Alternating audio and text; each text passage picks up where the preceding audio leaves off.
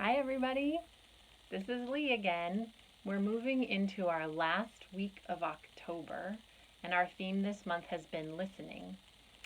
So, we're going to do the sound meditation one more time as just a way of taking some deep breaths and listening really carefully to this vibration as it comes through to you. So, let's do it once together.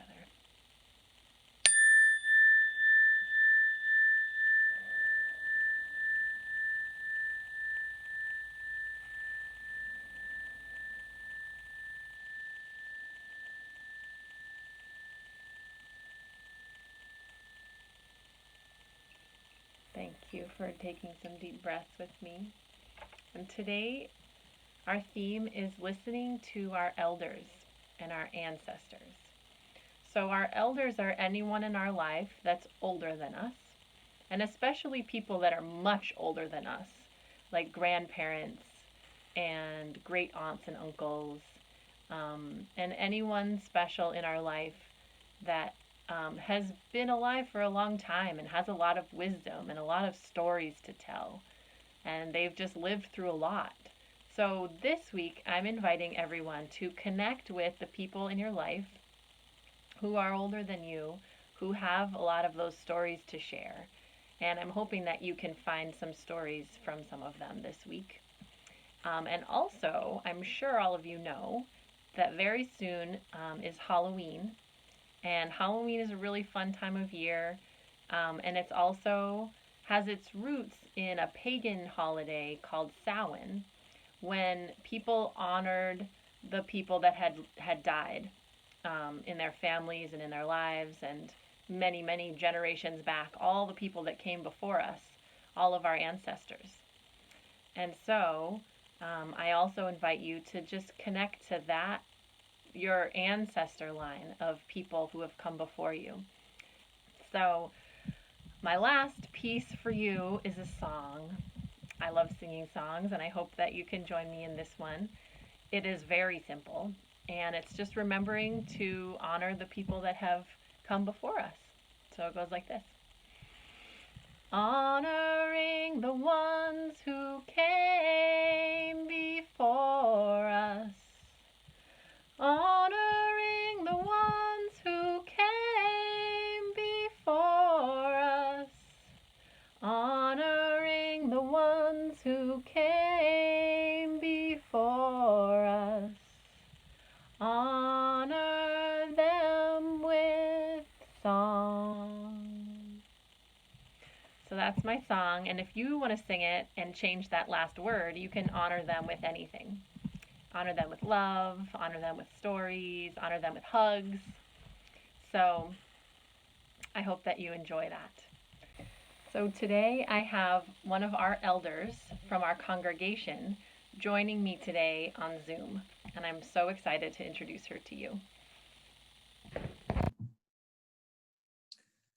Okay, so my guest this week is Linda Whyte Burrell. Hi, Linda. Thank you for being here today. Um, so Linda, Thank you for inviting me. yes, I'm so glad you said yes. So you're actually our first guest besides my little hippo puppet friend that I've had on on my videos. So I really appreciate you doing this. So Linda is a grandmother in our congregation. She's Leo and James's grandma.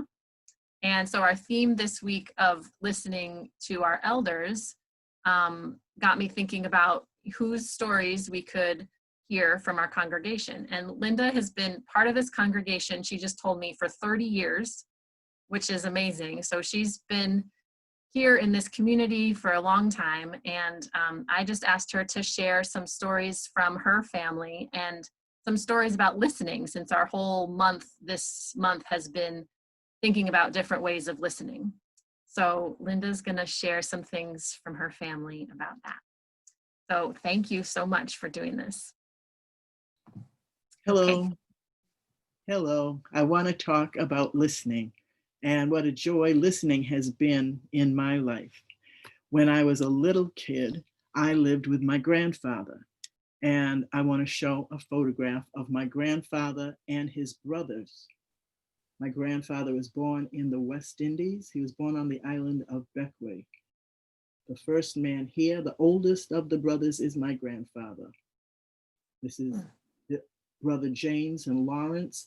And this brother here, I skip over one, this brother Ernest. They all lived in the United States.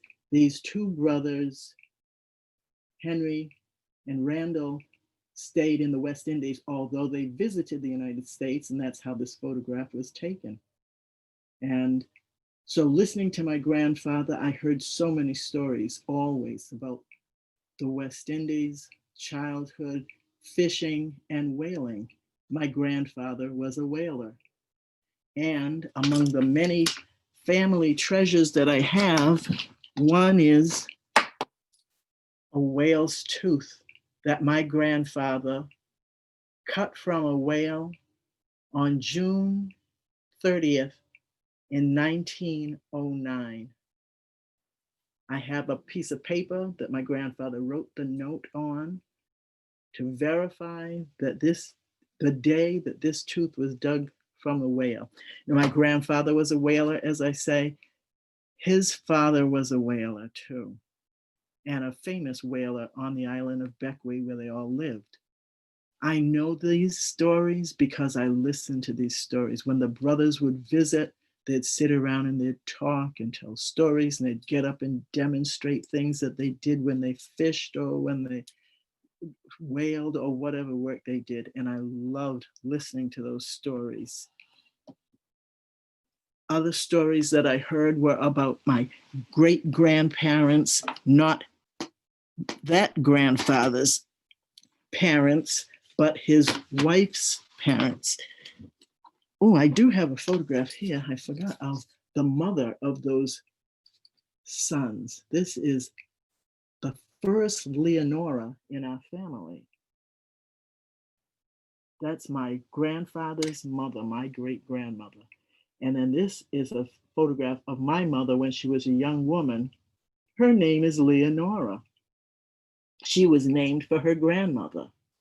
And young Leo, who you know in the church, is also Leonora, named for her great grandmother and her great great great grandmother. So we have so many stories of family history, and they make us all feel so good because we know that we come from a wonderful family with a lot of strength. Now, this is her grandmother on her other side. This is her father's mother. This is her mother's mother and father, Sarah and Isaiah King, who got married in 1873. How do I know that? Because I have their marriage certificate.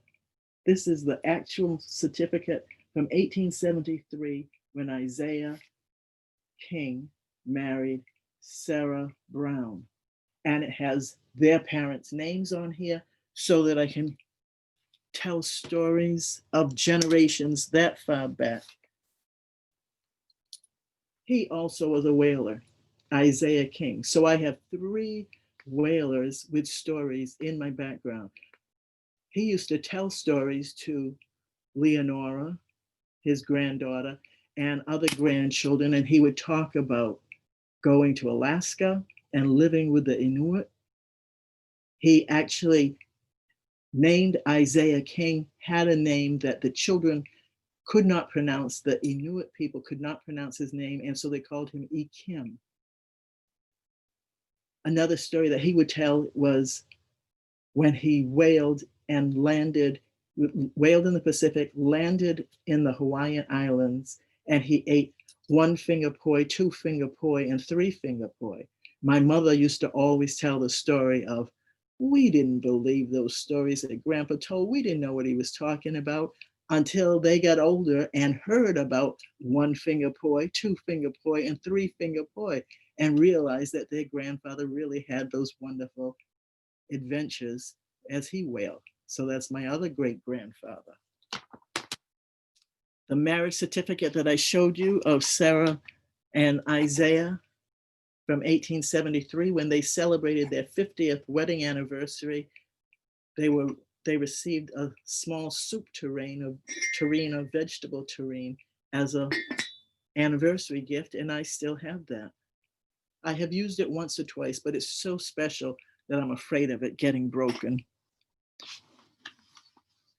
And I spoke about my mother, who is one of the Leonoras. She's the middle Leonora.